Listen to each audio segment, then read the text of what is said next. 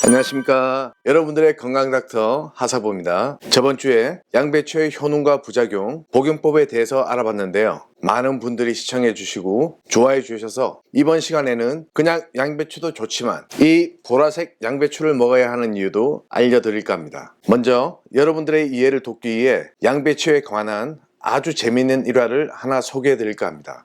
야구를 좋아하시는 분은 아시겠지만 2005년 두산 베어스의 한 투수가 양배추 모자를 써서 큰 화제가 되었는데요. 당시 아주 무더운 여름날 두산 베어스의 박명환 투수가 야구 모자 사이에 얼린 양배추를 쓰고 투구를 하다가 모자가 벗겨지는 바람에 심판에게 제재를 당했던 웃지 못할 해프닝이 있었습니다. 우리 모두 이 무더운 여름날 시원하게 얼린 양배추 모자를 쓰고 다니면 어떨까요? 이렇게 양배추는 기본적으로 몸에 열을 내려서 위장을 튼튼하게 하는 작용이 있습니다. 그래서 양배추는 한의학에서는 소양인과 태양인 등 양인에게 더욱 좋은 채소입니다. 양배추가 위장이 좋다고 할 때는 위가 차가워서 생기는 기능 저항성 위장 질환보다는 위염, 위궤암 등 염증성 질환에 좋습니다. 왜냐하면 소화기에 생기는 궤양이나 염증은 대부분 한의학에서 열과 관련된 것으로 보기 때문입니다. 그럼 본격적으로 그냥 양배추와 보라색 양배추의 차이점을 알아보고 보라색 양배추를 먹어야 하는 이유도 알아보도록 하겠습니다. 첫째는 이 안토시아닌인데요. 보라색 양배추는 적양배추라고도 불리는데 이 보랏빛의 차이는 바로 안토시아닌 때문입니다. 안토시아닌은 파이토케미컬이라는 천연식물 화학물입니다. 보통 우리가 보는 보라색이나 검은색이 나는 채소, 과일, 곡류에 많이 함유되어 있습니다. 예를 들면 가지, 보라색 양배추, 포도, 블루베리, 블랙베리, 자색 고구마, 자두, 건포도, 검은콩 등에 많이 들어 있습니다. 안토시아닌은 강력한 항산화 작용으로 세포 손상을 막습니다. 특히 이 안토시아닌은 비타민C에 비해 약 2.5배 가량 유해산소를 제거하는 능력이 뛰어나 노화를 방지하는 데 탁월합니다. 그리고 정상적인 혈압을 유지시켜주고 비정상적인 혈전 생성을 예방하여 심장질환 위험들을 감소시켜줍니다. 이는 프랑스 사람들이 육류를 많이 섭취해도 안토시아닌이 많이 든 레드와인을 마시기 때문에 심장질환 발병이 낮게 나타나는 이유이기도 합니다. 안토시아닌은 기억력을 향상시키고 뇌의 손상을 방지하며 우울증을 감소시키며 몸의 면역력을 강화시켜 각종 질병을 예방하는 효과가 있습니다. 안토시아닌은 다른 붉은색 과일과 채소에도 함유되어 있지만 일반적으로 짙은 보라색에 더 많이 함유되어 있습니다. 두 번째는 보라색 양배추에는 눈 건강에 좋은 루테인, 제아자틴이 풍부하게 들어있습니다. 우리 눈에는 황반이라고 하는 부분이 있습니다. 오랜 자외선의 노출은 망막 손상이나 황반 변성을 유발합니다. 보라색 양배추에 풍부하게 함유된 루테인과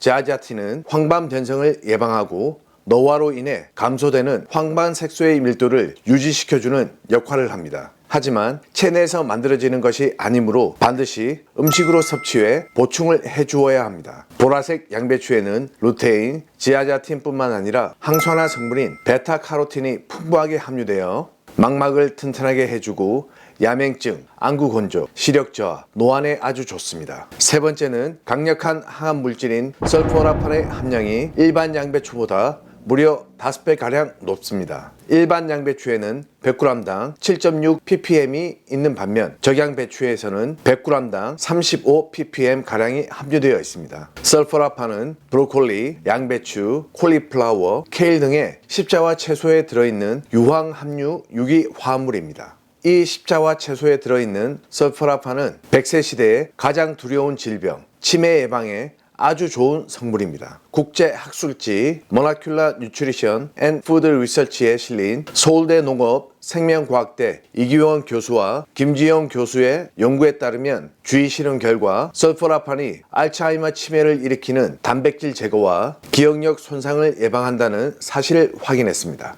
그리고 현대인을 위협하는 3대 질환, 암, 심장질환, 당뇨에 탁월한 효과가 있는데요. 미국 오레곤 주립대학 연구팀의 내용에 따르면 십자화 채소에 있는 설포라판이 유전자 발현에 적용해 암세포가 군체를 이루지 못하는 것으로 나타났습니다. 그리고 설포라판이 풍부한 음식은 나쁜 콜레스테롤을 줄이고 심장병 위험을 감소시킵니다. 연구에 따르면 설포라판은 동맥경화의 위험성을 줄이고 혈관 세포의 염증을 줄이는 것으로 나타났습니다. 그리고 설포라판은 제2형 당뇨병 환자들의 혈당 수치를 낮추는 것으로도 보고되고 있습니다. 그렇다면 보라색 양배추의 좋은 효능, 특히 항암 효과를 제대로 보려면 어떻게 먹는 게 좋을까요? 방금 항암 효과에 설포라판이 좋다고 그렇게 설명을 제가 드렸는데, 여러분들이 마트에서 구입하신 이 적양배추에는 설포라판이 없습니다. 아니 이게 무슨 소리냐고 하실 텐데, 이 안에는 설포라판이 되기 전의 형태인 글루코신산이라는 성분으로 존재를 하는데, 미로시나제라는 효소에 의해서 세포라판으로 바뀌게 됩니다. 조금 이해하기 어렵죠? 이 항암작용을 하는 설포라판이 만들어지는 과정을 여러분들에게 간단하게 설명해 드리겠습니다. 이 개념만 잘 이해하셔도 평생 설포라판이 풍부하게 든 항암 채소를 어떻게 드셔야 좋은지 알 수 있을 겁니다. 우리 몸에 상처가 나면 어떻게 되죠? 염증 반응이 생기며 혈액 내 혈소판이 혈액을 응고시키고 백혈구들이 외부 침입자와 싸우기 위해 달려가겠죠. 이 십자와 채소들도 비슷한 작용으로 설포라판을 만들어냅니다. 이 채소들은 외부 상처나 스트레스가 가해지면 자기 방어를 위해 세포벽에 있는 글루코신산이 미로시나제라는 효소와 만나면서 설포라판을 만들게 됩니다. 그러면 어떻게 해야 될까요? 먼저 이러한 채소들을 스트레스 받고 상처나게 잘라야겠죠. 그러면 채소들이 자기 방어를 하기 위해 설포라판을 더욱 높은 농도로 만들어냅니다. 이런 특징을 활용해서 적양배추의 설포라판 성분을 3배 늘려서 섭취할 수가 있는데요. 적양배추를 잘라서 90분 정도 그냥 방치를 하면 설포라판의 양이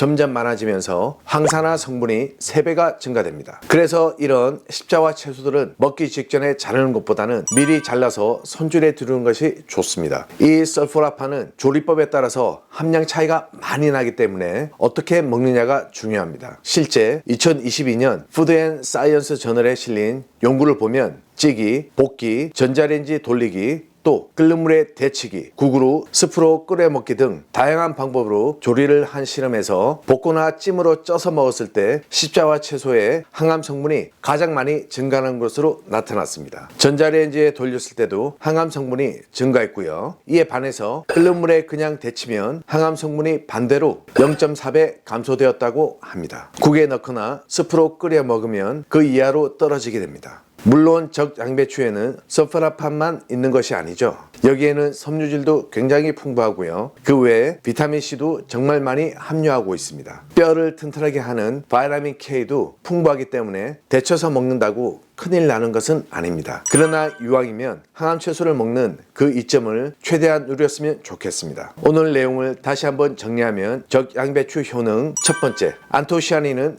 강력한 항산화 작용으로 세포 손상을 막습니다. 두 번째는 눈 건강에 좋은 루테인, 제아제틴이 풍부하게 들어있습니다. 세 번째는 강력한 항암 물질인 설라포판의 함량이 일반 양배추보다 무려 5배가량 높다는 것입니다. 드시는 방법은 데치거나 삶게 되면 항암 성분이 저하되므로 찌거나 볶는 방법으로 드시는 것이 가장 좋습니다. 여러분 오늘 내용이 도움이 되셨나요? 저는 다음에 또 좋은 내용으로 찾아뵙도록 하겠습니다. 감사합니다.